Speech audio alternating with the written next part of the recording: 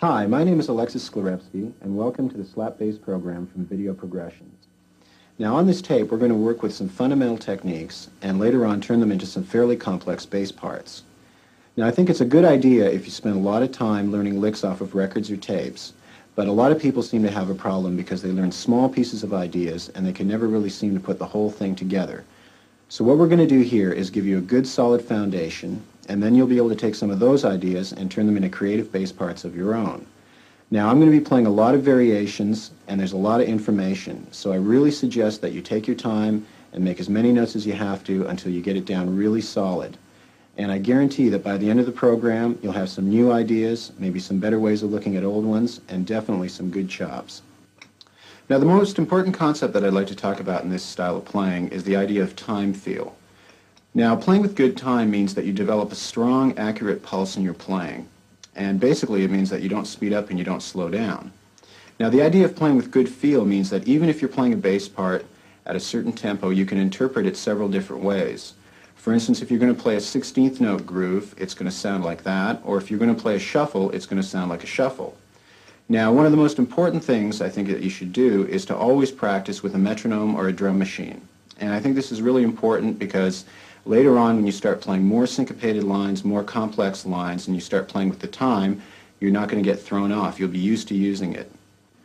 Okay, now before we go any further, let's take a minute and get tuned up. So starting on the 4th string, or your G string,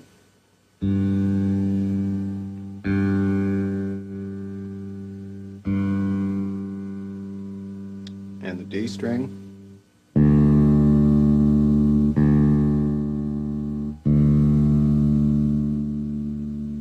and your A string,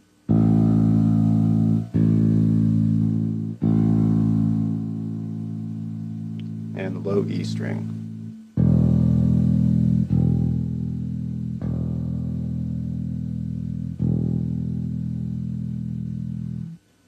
Okay, we're going to start this tape off by working on some right-hand techniques.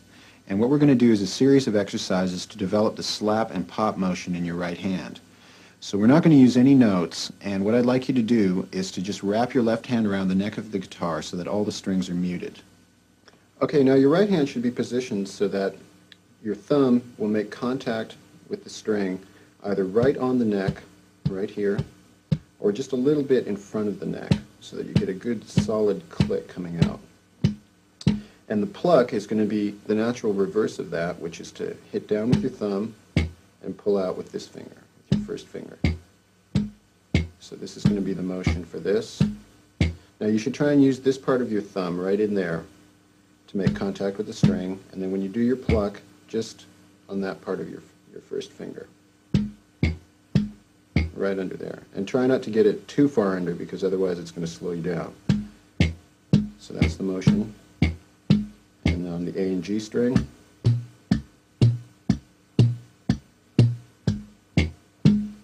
nice and solid.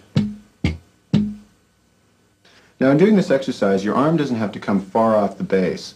What you really want to develop is a nice wrist snap. So as your forearm is coming down, your wrist is going to snap down onto the string with your thumb. And then the pluck is going to be the release of that. So try and keep the arm motion, the actual arm motion, down to a minimum. Now there's a couple of good exercises that you can do in order to develop this technique, and one is to play octave patterns in your right hand. So we're going to play some and just mute the strings of your bass with your left hand, and now with your right hand, just play the E and the D string, and then the A and the G string. So we're just going to play an octave right hand pattern without using any notes, which is basically this. Then moving up and moving back.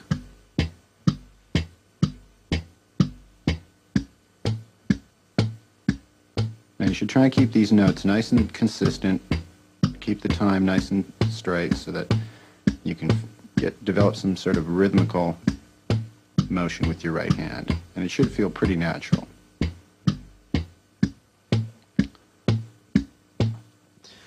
There are several variations that you can do on the thumb and pluck patterns. One is to play a 16th note pattern with thumb, pluck, thumb. And the thumb, pluck, thumb pattern is thumb, pluck, thumb.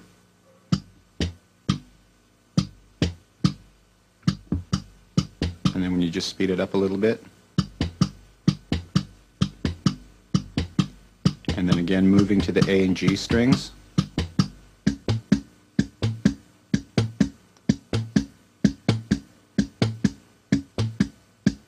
now you'll notice that my thumb is not coming far off the neck, just enough to give it a snap. Try and keep a real strong wrist motion happening, and not so much full arm motion. This will give you the most control. So there we have a thumb, pluck, thumb. Now we'll play thumb, pluck, pluck, thumb.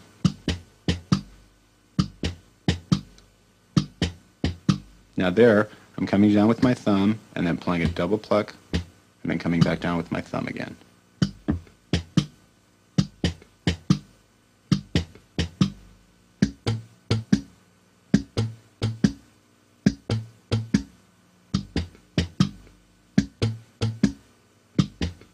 Now you should definitely try and alternate these between the E and the D string and the A and the G string so that you get a feeling of motion in your right hand, so that you feel like you can switch strings comfortably.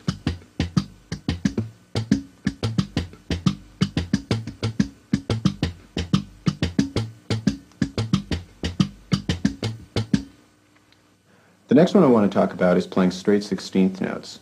Now we're going to play that and then combine it with some of the other rhythms that I've talked about. So the basic 16th note pattern is thumb, pluck, thumb, pluck. Just that.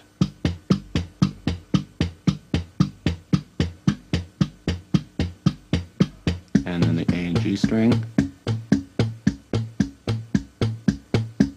And back.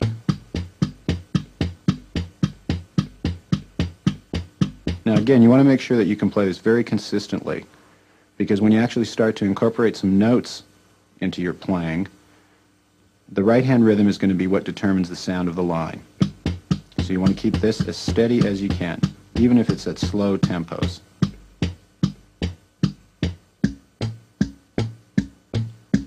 So here's another example of using 16th notes in conjunction with the other rhythms that I've played.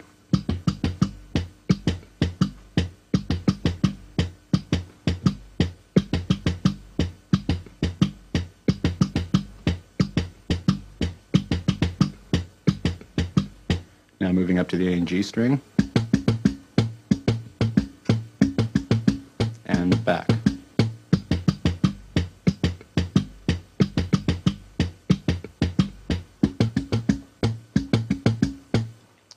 So now we'll play example 4 with the metronome at a medium tempo, and this is what that should sound like.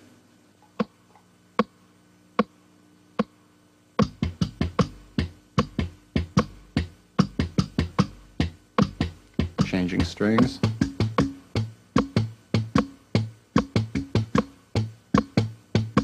And back.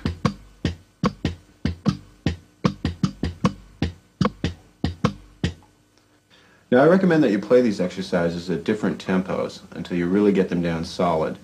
You should be able to play them fairly fast, so let's try exercise number 4 a little bit quicker.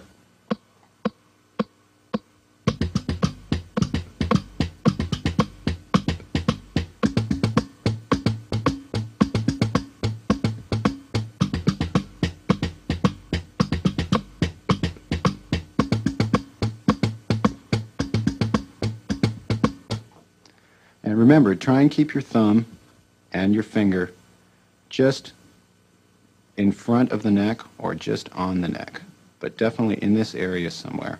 And remember, you have to make real strong contact with your thumb. Sometimes the thumb has a tendency to slip underneath the string and it sounds sloppy, so you want to make sure that you keep it dead center. And the pluck nice and strong, nice and short.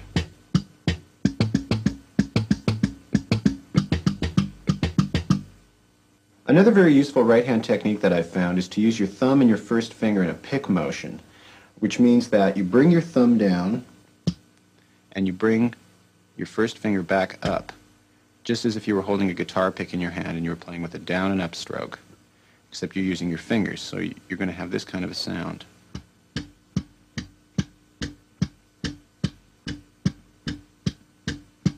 Now this is really useful because say you're playing on the low E string, you can keep a nice steady pedal note going. And this is the sound that you want to have. Now you have to be careful that you get a nice consistency from the downstroke of your thumb to the pluck. You don't want one to be too much louder than the other. And that's the motion right there. Now also you want to be able to use this in playing octaves in order to get your thumb used to crossing the strings over, like this.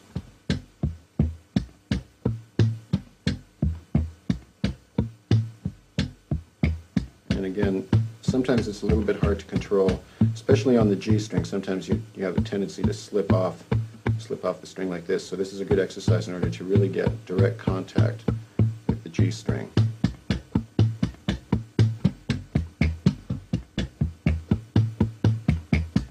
And just move up and down the strings and octaves.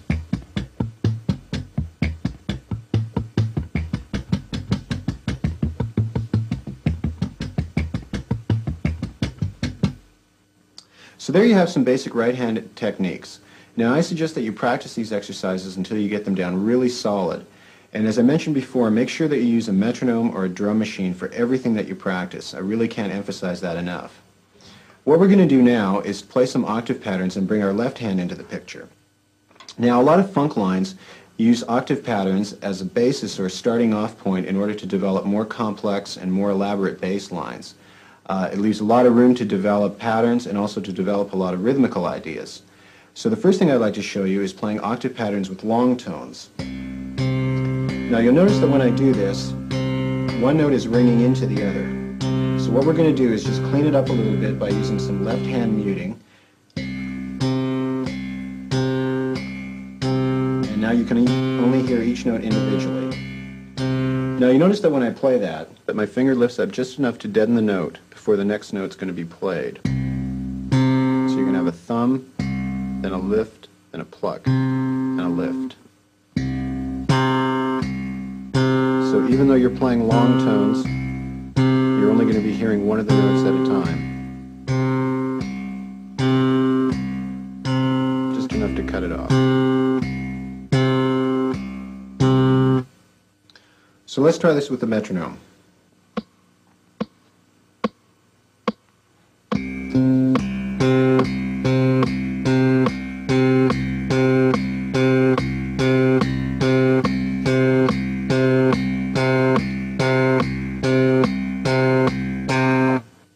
Now for the short tone exercise, you want to do the same thing, except you want to lift your fingers to deaden the note right away to give you a very short staccato sound.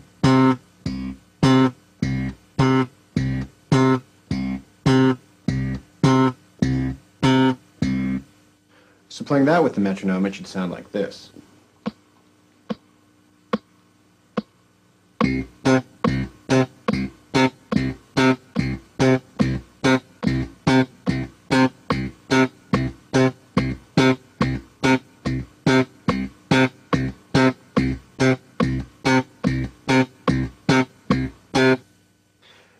play this in combinations of long and short tones. We'll play a bass line that's just a simple walking pattern in C, using C, A, B flat to B, and just walking through that. First we'll do it with long tones, and then we'll do it using short tones.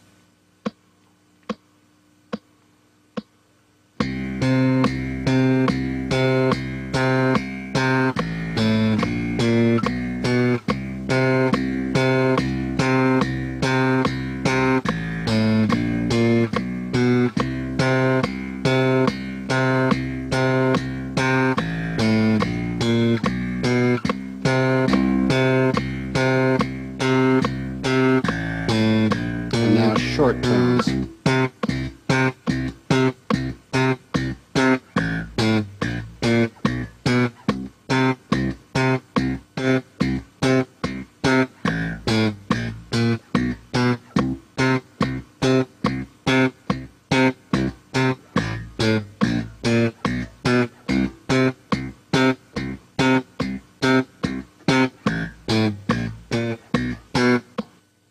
Now we'll combine these techniques so you can see how they work together. For the combination, we're going to play a short tone on the bottom and a long tone on the top. So your sound should be like this. The top note should ring out longer than the one that's on the bottom.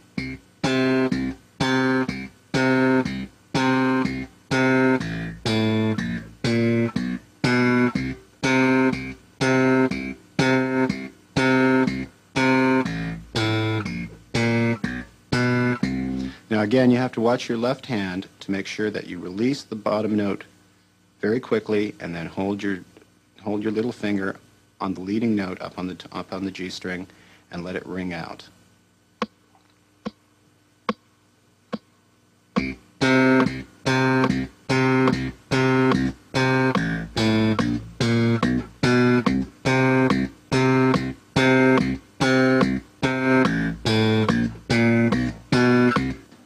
Now we're going to try some variations on this octave pattern. We're going to bring the 16th note into the vamp pattern, and again using combinations of long and short tones. Now what you really should be aware of in this exercise is how the short tone sets up the next long tone in order to make the line feel right. So we're just going to play some simple octave exercises using some of the right hand rhythms that we talked about previously. So the first one is going to sound like this. You have two long tones going into a short tone. And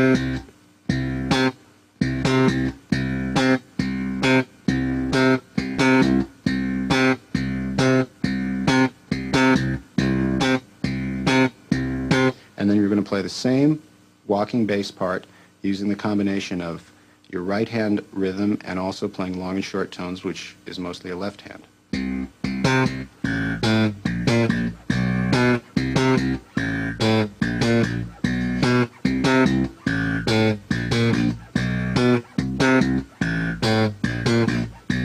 So now we'll put these two together.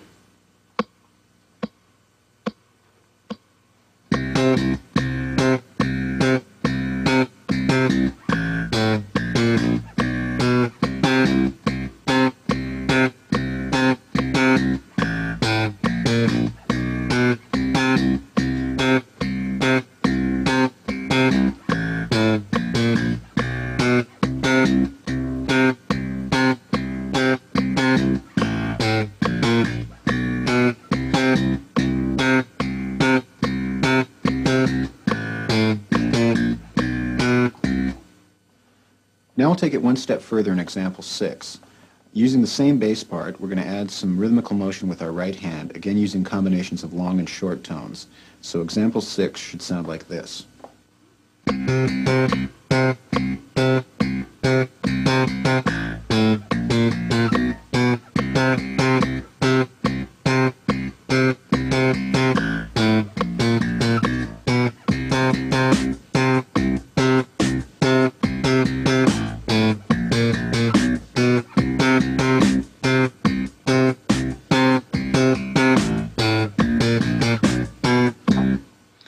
Okay, so let's try that a little bit faster, and we'll take a look at it from overhead so you can get a different view of what's happening here.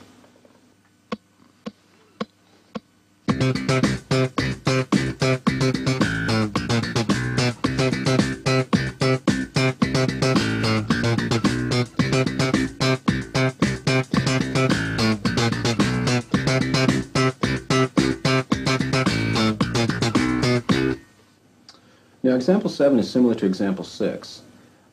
So let's just back up for a minute, and we'll mute the strings with our left hand and just concentrate on the right hand part. So just read the rhythmical notation as we did earlier in the tape, and we're going to start off with just the right hand rhythm and play it along with the metronome.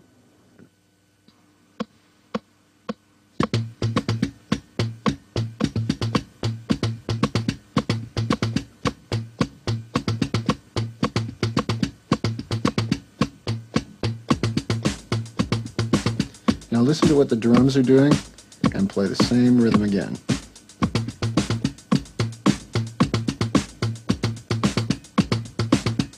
And this time we'll try it with notes.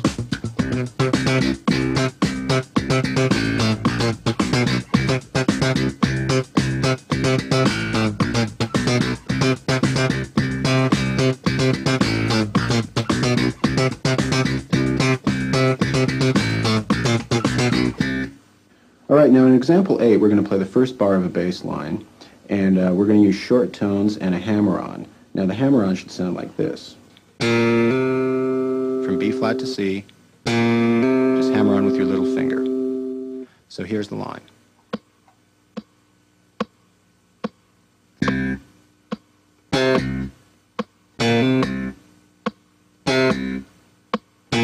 Keep the notes nice and short.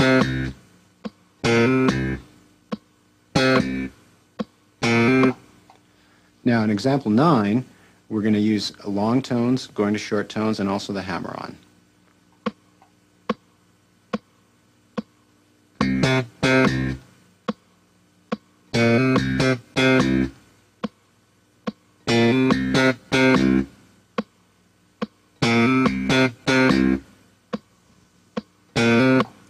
Now in both these examples you notice that there's some space left between the notes.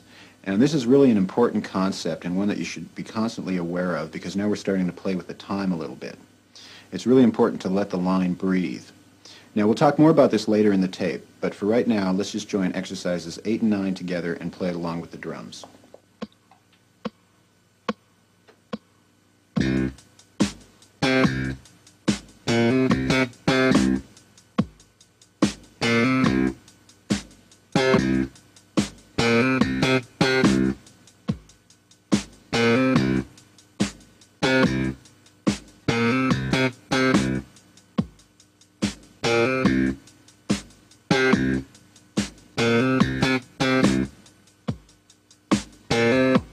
Okay, now we'll try that a little bit faster.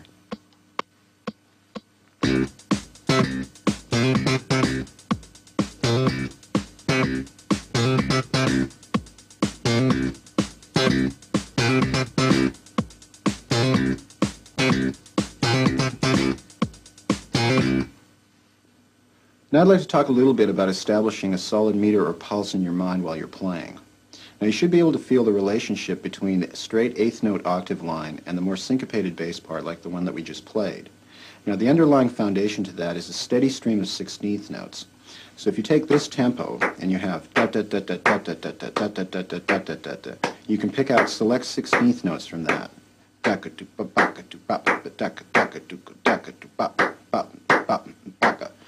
Now, as you can see, you can make the bass line as rhythmically complex as you like, as long as you can consistently feel that 16th note pulse underneath it. Now in example 10, we're going to start off with some eighth note octaves using long and short tones, and then move into some of the syncopated variations that we've just talked about. So try and feel the relationship between the two.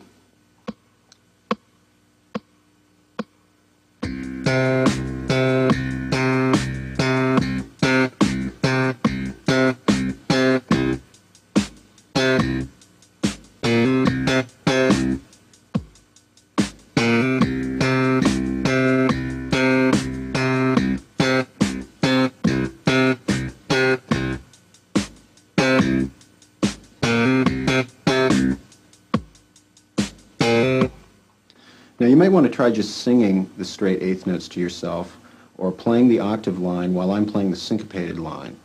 I think this may help you to see where some of these rhythmical variations are coming from. So let me do that again, and I'm going to put some more variations in there. Here's the octave.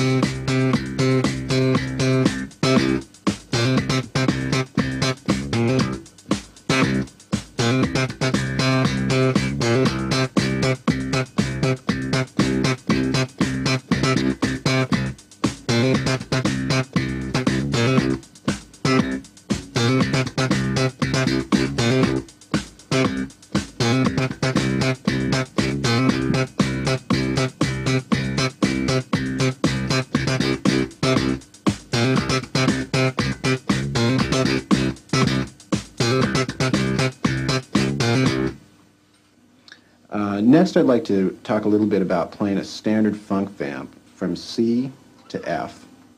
And what we're going to do here is incorporate a couple of more notes and some more rhythmical variation. So using all long tones, it should sound like this.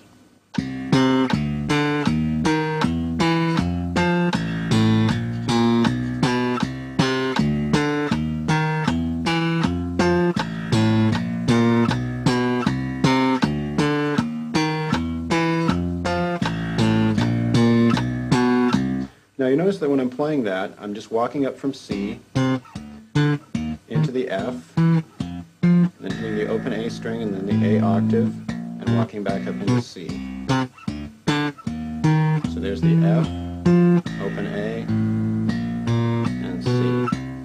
Now let's try this using short tones.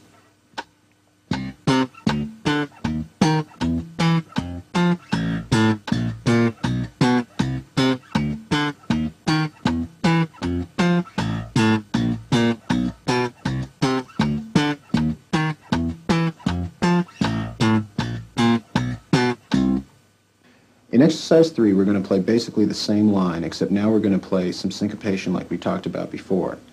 Now, the one thing that you have to keep in mind when you're playing syncopated lines is to keep them very much in time. This is really important. So now I'm going to play the same notes that we played before, and I'm going to keep the syncopation going in my right hand. Now, in exercise 3, we open up with a double shot with my thumb. Like that. Thumb, thumb, pluck.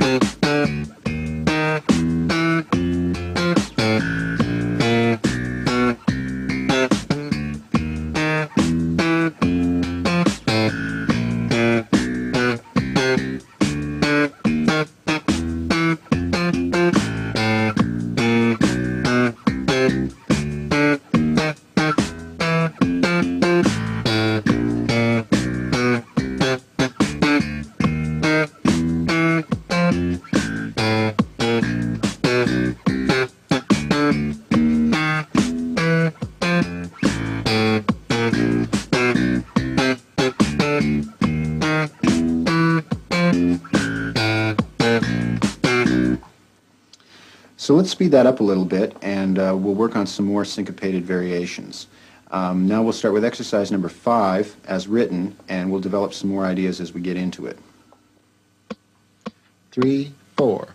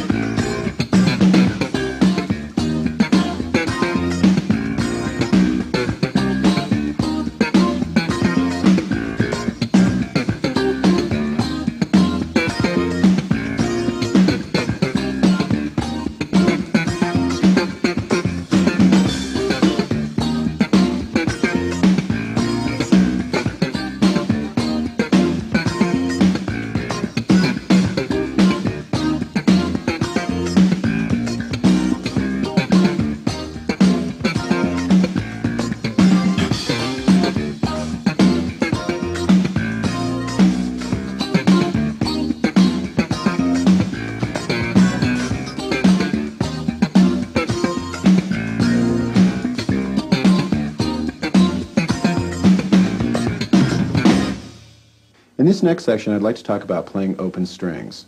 Now, using open strings is a large part of the slap style, and as you may have noticed, there's a lot of funk tunes that are written in the key of E. And there's a couple of reasons for this. One being that it gives you a physical reference point, and also it provides you with a pedal tone that you can play underneath anything else that you might be playing. Now, there's certainly some problems that come up when you're trying to control the sound of open strings. And a lot of these problems can be overcome by using your right and your left hand techniques in conjunction with one another instead of as independent parts. Now, the left hand technique that we're going to develop is a damping or muting technique. Now, when you want to damp, you bring your thumb down. Now let it ring through, and then bring your left hand down on the string.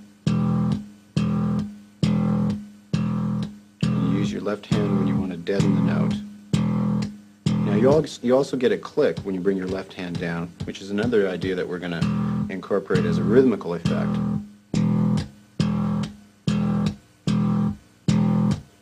Now you can also create some rhythm by using just your thumb and your left hand on the low E string. And what you're going to do here is hit with your thumb and then bring your left hand down and click, and then bring your thumb back down so you get this.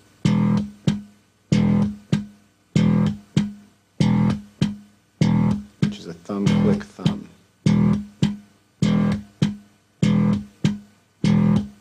Now you can also incorporate a pluck into this. And now we're going to play thumb, click, thumb, pluck.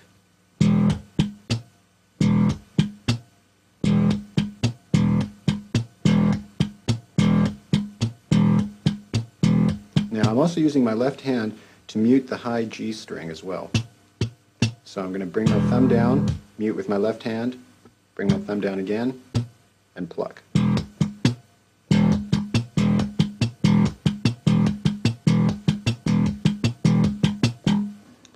Let's take a look at a combination of these exercises from overhead. The extra click you hear is my left hand.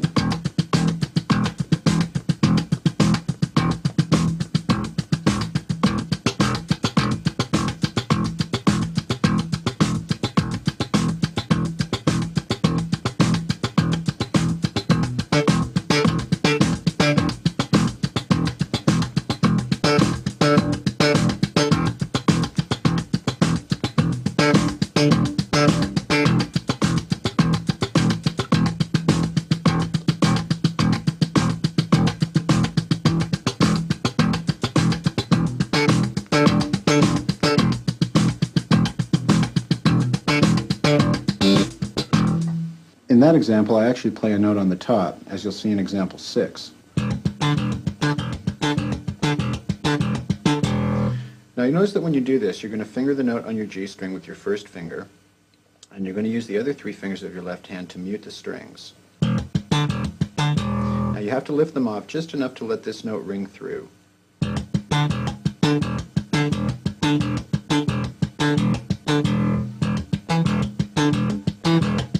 There I'm just going from E to D.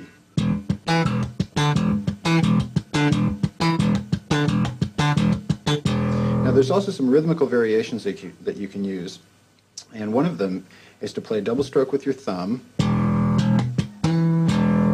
and there I'm hitting the E up top,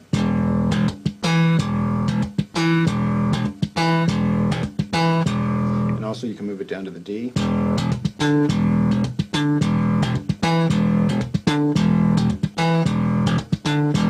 So we'll try some variations with the drums now. 3, 4.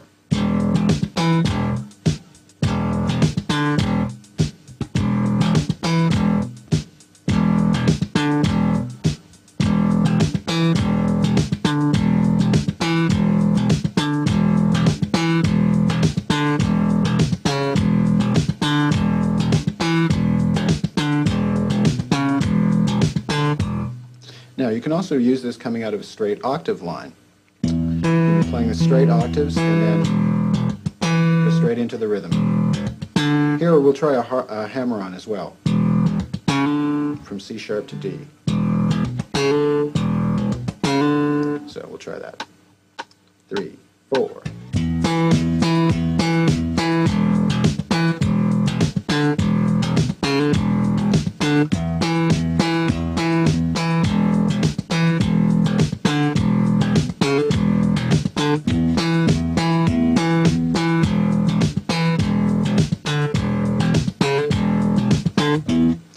Now we're going to try playing it with just dead notes sounded, which means that you're going to mute with your left hand and you're going to insert a pluck up top where the note usually would be. So you want a nice sharp pluck up top. So we'll try that one. 3, 4.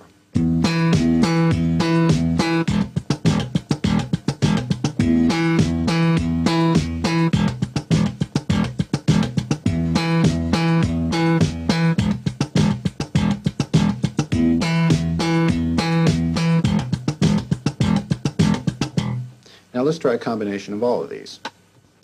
3, 4.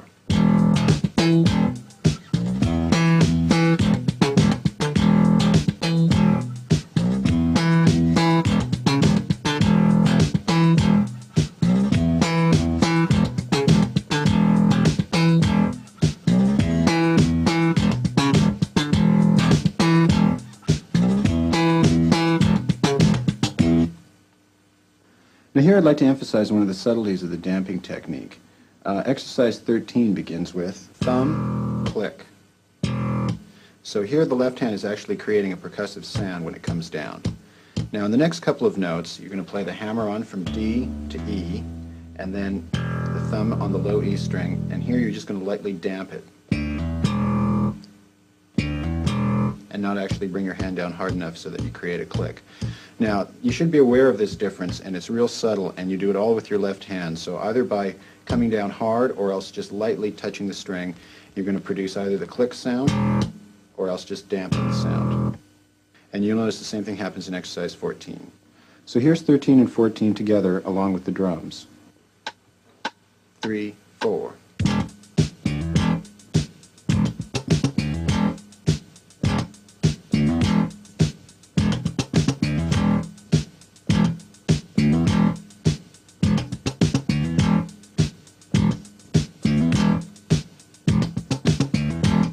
Now in example 15 we're going to play some straight octaves in the second bar. Now you want to keep these nice and crisp when you're combining them with the other line. So we'll try that. 3, 4.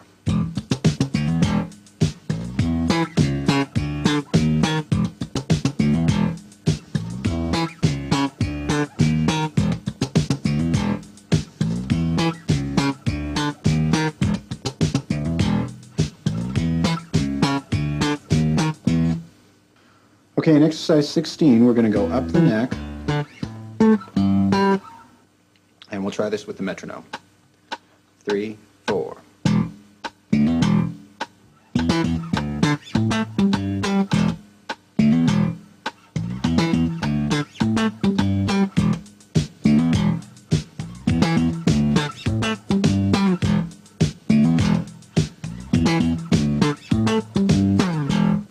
Now the syncopation in that second bar is really feel-oriented. So rather than just have you read the notes off the page, try and keep the right hand motion going and develop some syncopation of your own. Now I'm going to do it again and just listen to some of the rhythmical variations that you can do.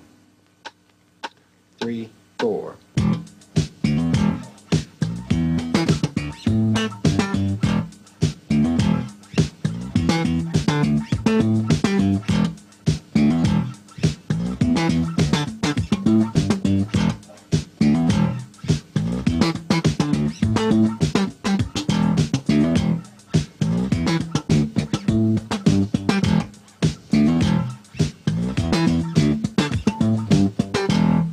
The important thing is to keep the bass line flowing and not to make it sound stiff or rigid. Exercise 17.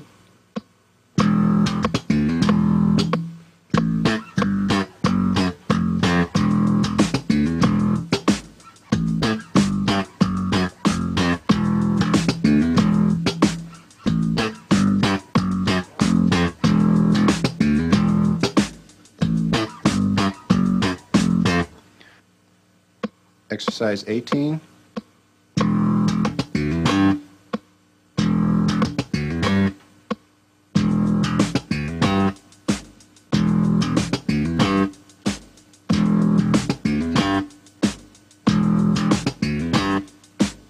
Now you'll notice in exercise 18 that we're actually going to be playing the G note.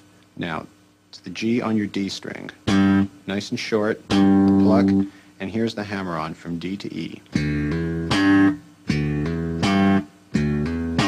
So let's try that again.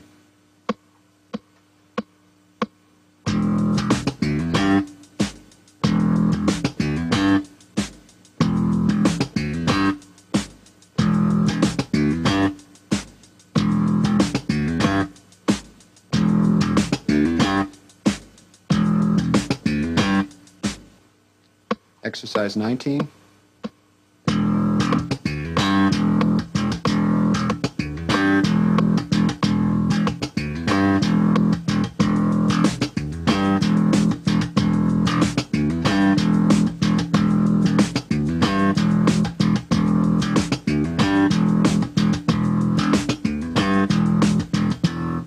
Now you'll notice in exercise 19 that you're going to play a short note on the G, and then come down immediately with your thumb and start your left hand muting.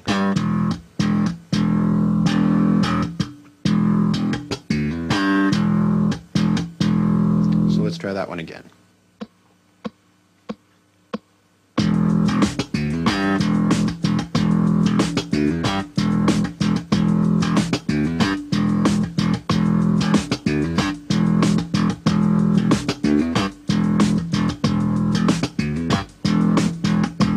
Now you just want to make sure that the low notes are all coming out, the clicks and the tones.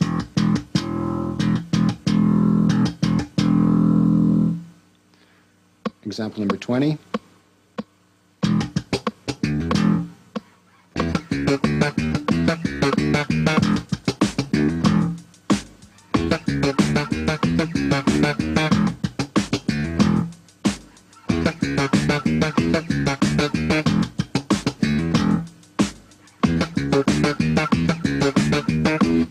Now in example 20, you'll notice how the second half of the line gets much more intense, and all I'm doing is I'm simply doubling up on the octaves.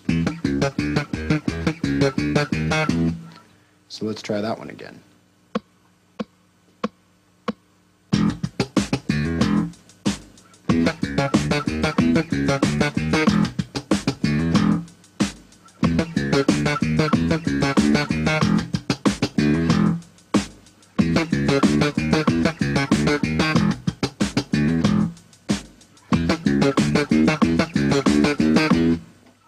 Okay, I'd like to break away for just a minute and play these same patterns against a shuffle feel. Now, when you're playing a shuffle feel, you're going to be switching from playing 4/16 notes for every beat to playing triplets. So you're going to go from playing 1, 2, 3, 4, 2, 2, 3, 4, 3, 2, 3, 4, 4, 2, 3, 4 to playing 1 ta ta 2 ta ta 3 ta ta 4 ta ta. Now, I think this is a good example of how you can change a bass line rhythmically in order to create an entirely new sound.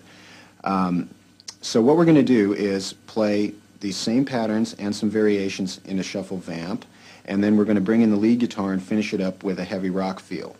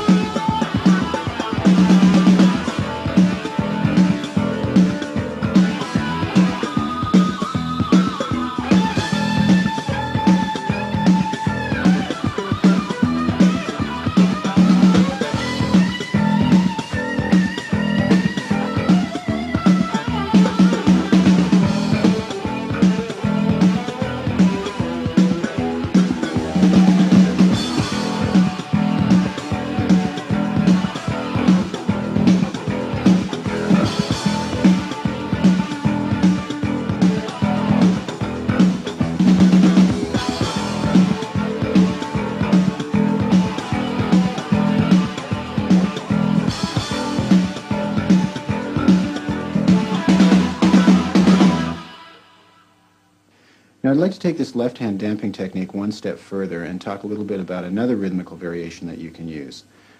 This is something that I call a machine gun triplet.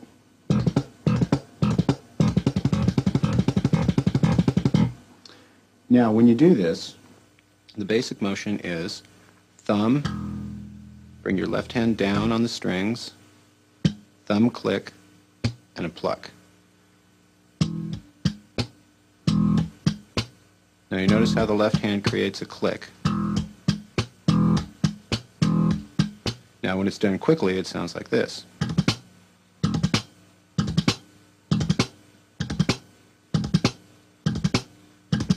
Now you also have to be very careful not to place your left hand in any area where you might get some overtones or some harmonics.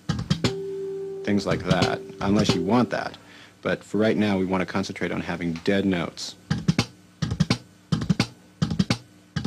So now if you incorporate this rhythm and put some notes up top,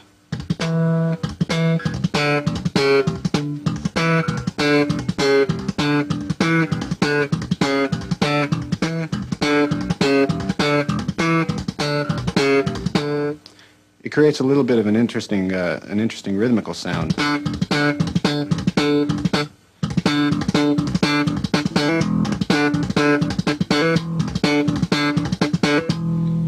I'm going to play a bass part for you now, and I'm going to incorporate this into a bass line.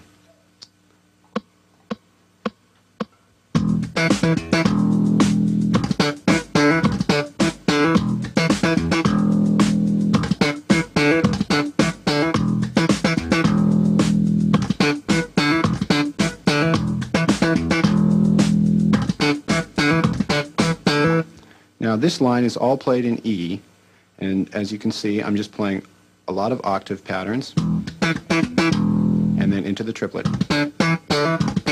and again a hammer on. Let's try it one more time.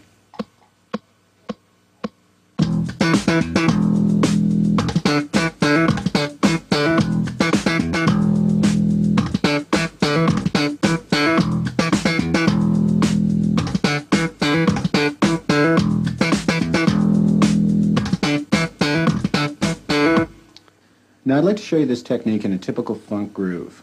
And in addition to the triplets, listen carefully to the notes that I'm playing. The notes give that familiar funk sound to the line. Now we'll talk more about the notes in a minute, but here's the example as written.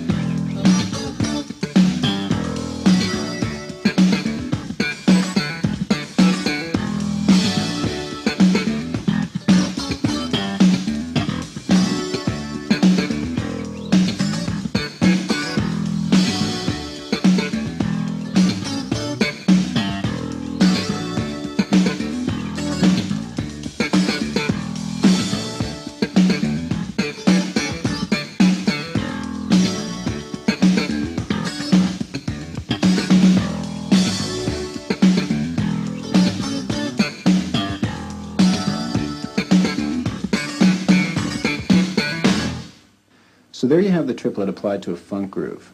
Now you notice that some of the notes I was using created a very bluesy sound to the line. And I'd like to take a minute to talk about those notes. Now the most common scale used in funk playing is called the blues scale. And the blues scale consists of 5 basic notes. So in the key of G, for instance, the notes are G, B flat, C, D, F, and G. Now I'm sure that most of you are familiar with this sound.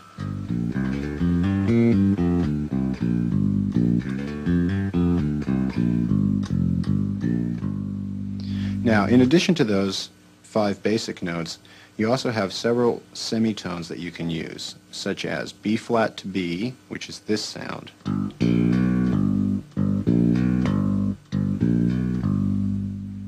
also using a D flat to a D, and E to F, and F to G.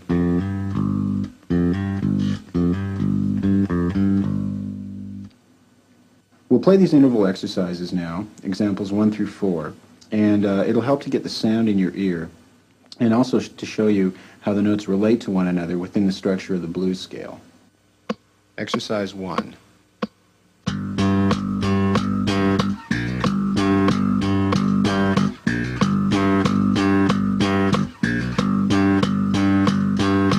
Exercise 2.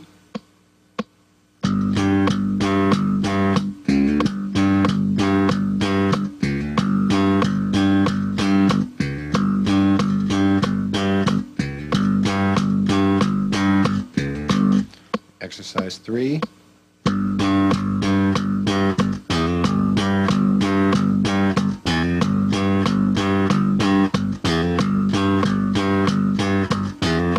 And exercise 4.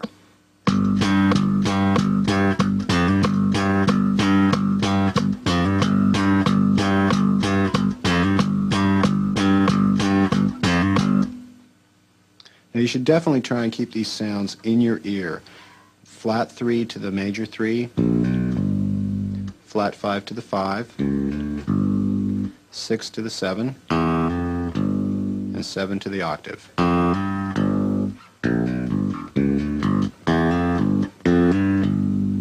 Because you can use those notes a lot of times as passing notes in a funk line. Now I'm going to take you through some more examples so you can really get the sound in your mind. Now you'll notice one thing about the blues scale, and that is that there's a couple of patterns that work very well as far as hammer-ons, and they roll off your hand very easily. Here's the 7 to the octave, up to the minor third there, 4 to the 5, to the 7,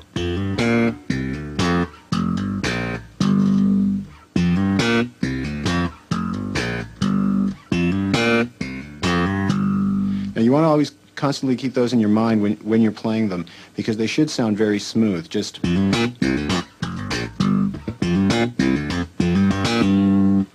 that kind of a sound, and they'll roll off your hand very easily. So we'll do exercise 5.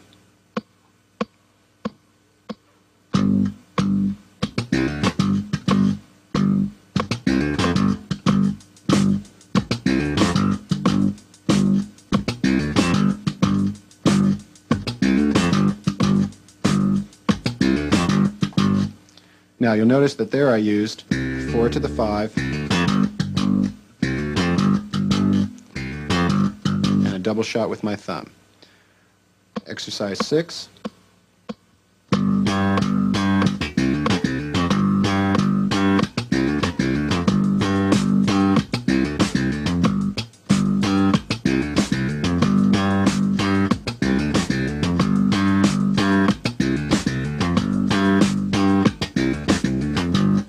Now there, I'm just playing basically the same line again. Again, rolling off with my left hand.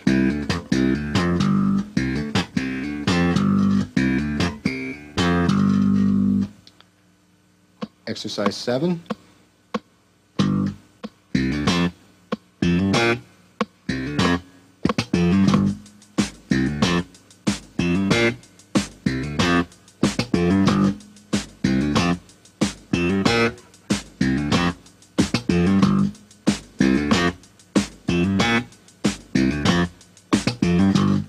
Now here I'm going to incorporate the 7 to the root to the minor third up high, which is that sound. And when you're going to play the dead note on the G string, that's what you want to hear, and then a hammer on there.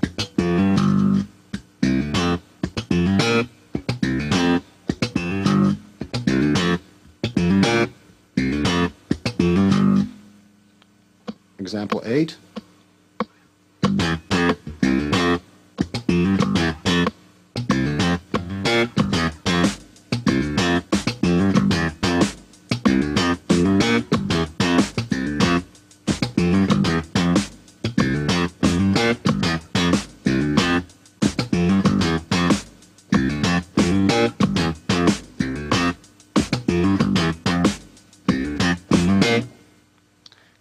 example 9.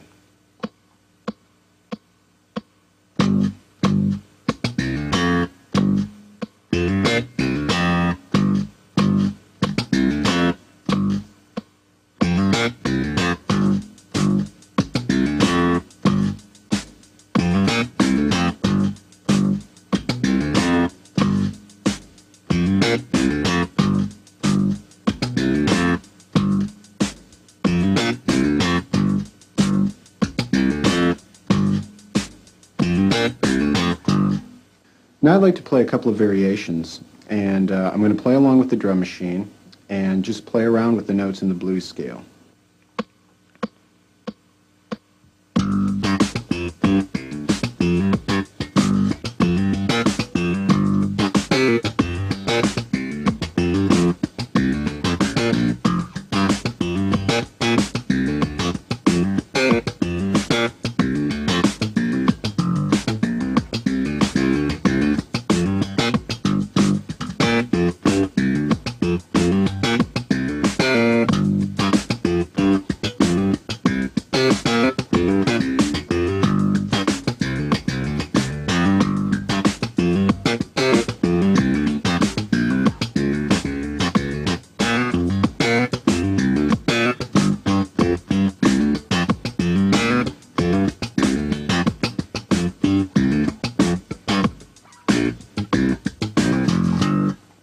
Now what I did there was just to expand on some basic ideas and yet keep the general feel happening, staying very much within the boundaries of the blues scale and also the passing tones that we talked about. So I'd like to do this again for you, this time as a bass solo in the context of a tune. And the solo section is in G, so it'll be a lot like the example you just heard. And listen closely to the rhythmical interaction between the bass and the drums, because that's what I'm going to try and emphasize here.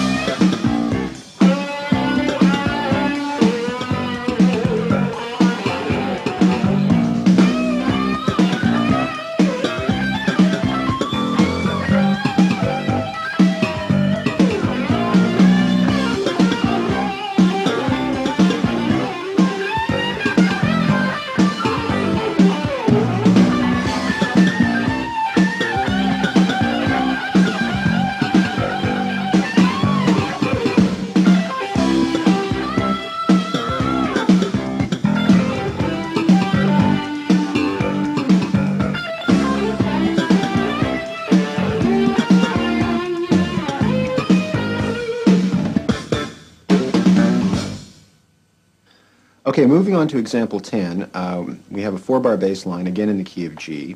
So what I'm going to do is play the line as written and then change the phrasing a little bit to create some variations for you.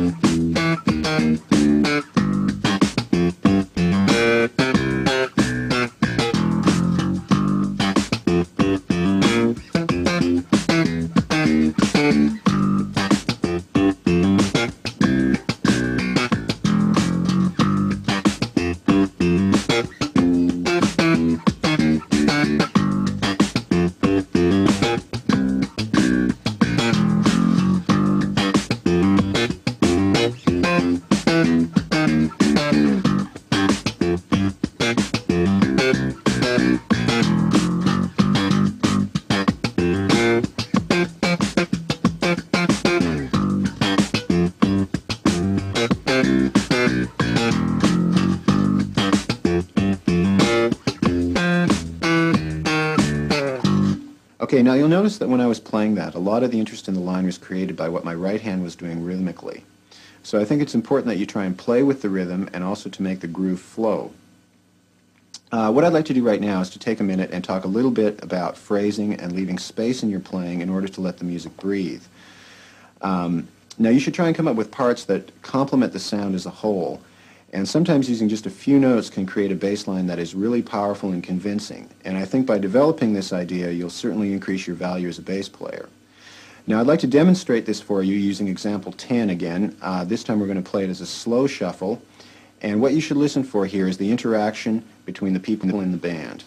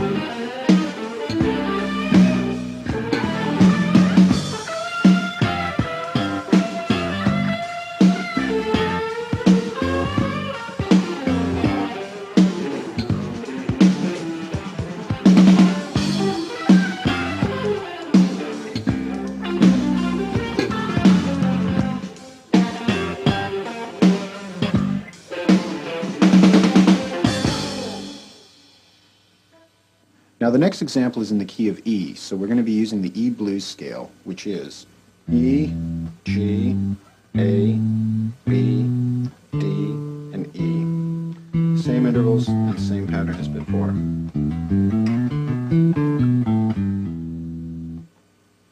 Now in this example, keeping the same ideas in mind and the same techniques, we're going to be playing in the key of E, so we have an open string. And again, the left hand muting is very important. So here's number 11 with a couple of variations. 3, 4.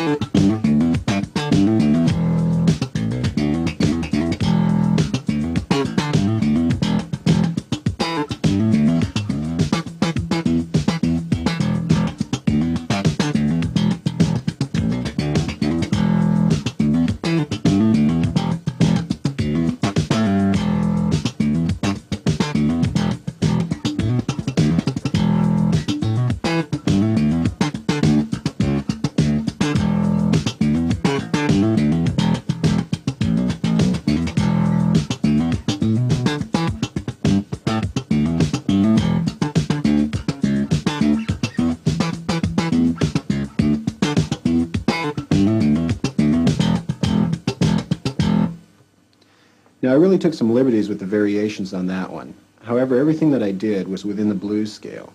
And if you go back and listen to it carefully, you'll see that that's all I did. Now, the next thing I'd like to do is to play a bass line for you using double stops. And for those of you that don't know what double stops are, just listen carefully, and I'll explain it to you in a second. 3, 4.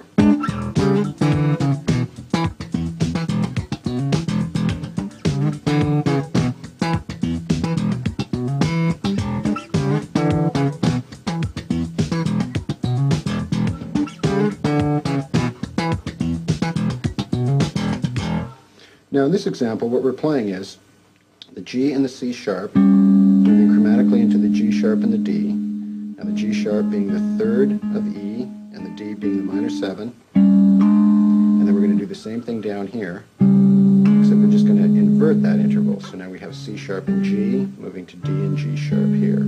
So you have this, moving to this, and now here we're going to use some notes out of the blues scale again. We're going to have the E on the G string, we're going to play D to C sharp to B. So you're going to have 7, 6, and the 5th right there. So now when you pluck with your right hand, you have to pluck with your first 2 fingers simultaneously. So now we'll try this again. 3, 4.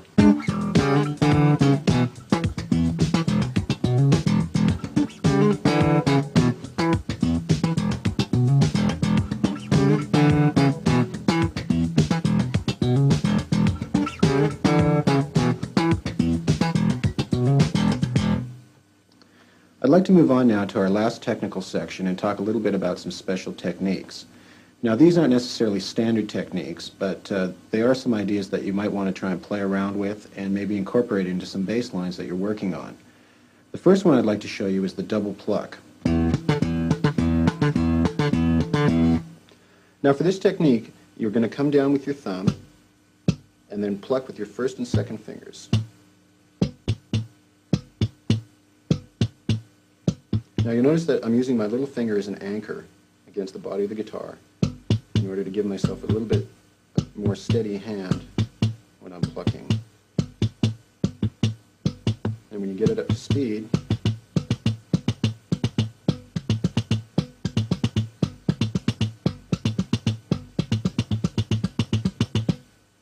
now I'll play a bass part using that technique.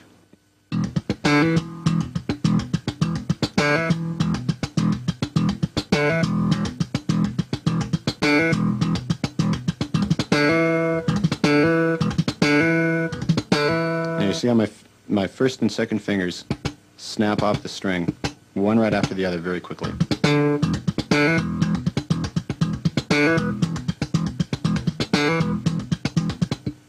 Now the other thing you have to watch is the coordination between your right and left hand. Now the left hand motion is a very feel-oriented thing, and you're using your left hand to choke the strings. So you have to watch and make sure that your left hand is going to lift off when you want the notes to sound, and also to bring it back down for the clicks that you want to hear. There's the motion.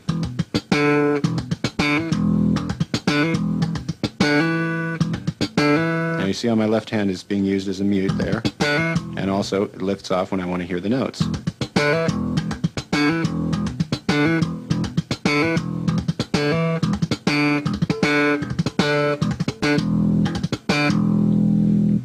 Okay, let's play that along with the drums.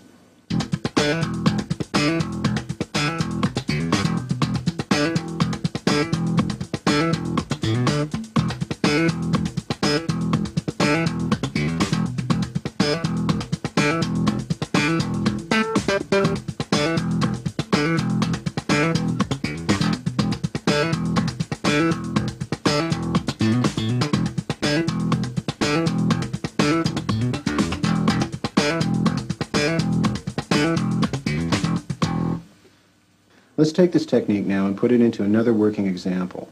For instance, if you apply it to exercise 13, the double stop exercise, you can do something like this.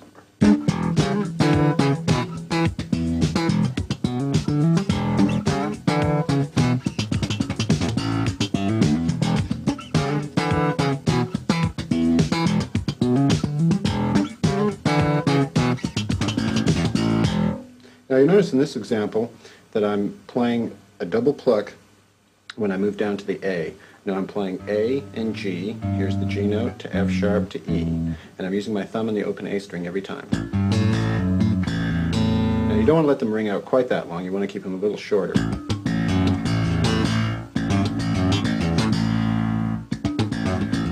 So it's the same pattern as we were playing when we were playing up on the E here. 7, 6, 5, and now we're 7, 6, 5, and A. So we'll try it again. 3, 4.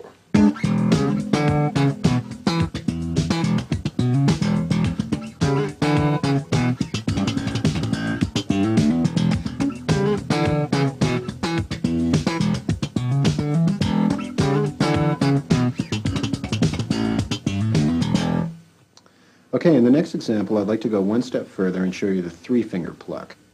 Now, in this technique, I find it helpful to bring my thumb down and then change the angle of my right hand a little bit so it's a little bit more perpendicular with the guitar. And also using my thumb as an anchor here when I go to do the plucks. And you'll see how my hand is just turning slightly here.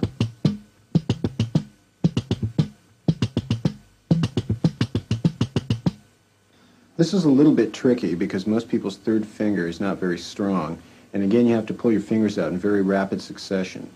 So let's try this along with the drums.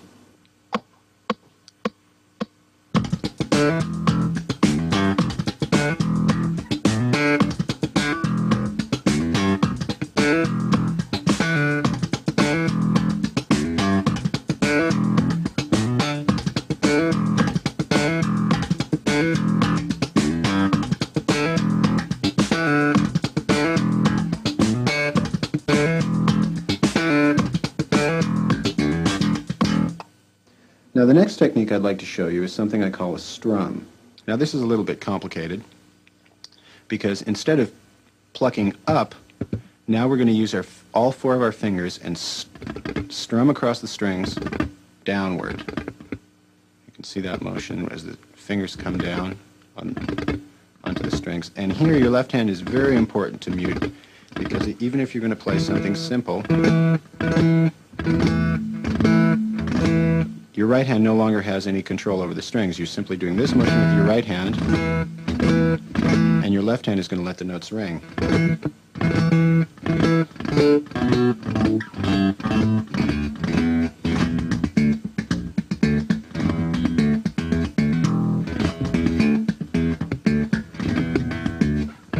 And it also works very well on the high strings.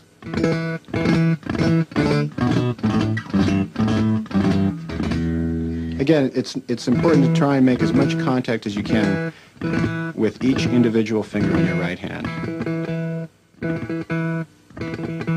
And there's the motion.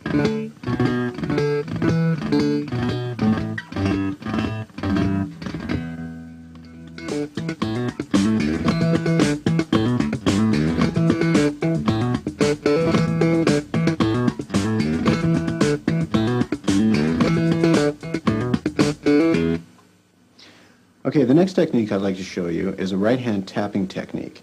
And here the rhythm is created by using the fingers of your right hand.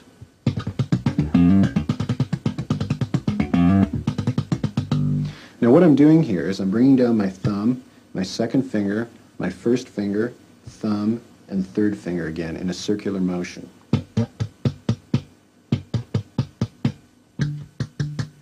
Now you'll see that each one of my fingers on the right hand is going to strike the E string. That's the basic motion right there.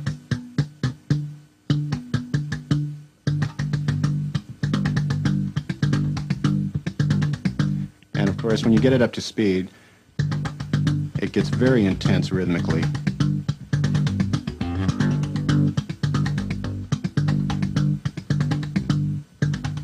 Again, the main thing is to make sure that each finger is going to come into direct contact with the string.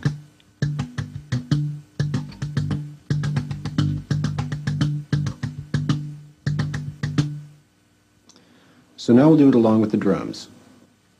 2, 3, 4.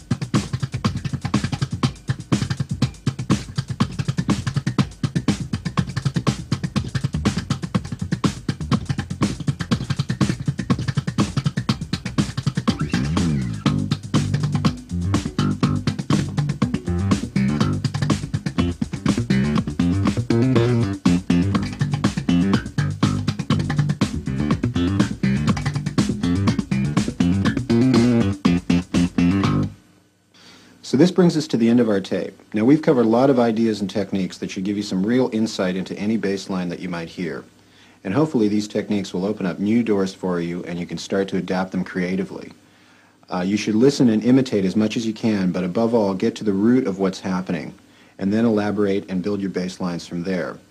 Now, I think you should play with a band as often as possible, especially with the drummer, as I mentioned earlier, because a good bass line is really defined by how well it works against the drums. Write and listen as much as you can, and think about what you can do to enhance the sound of the rhythm section. And above all, remember, the bottom line is that if it sounds good, it is good.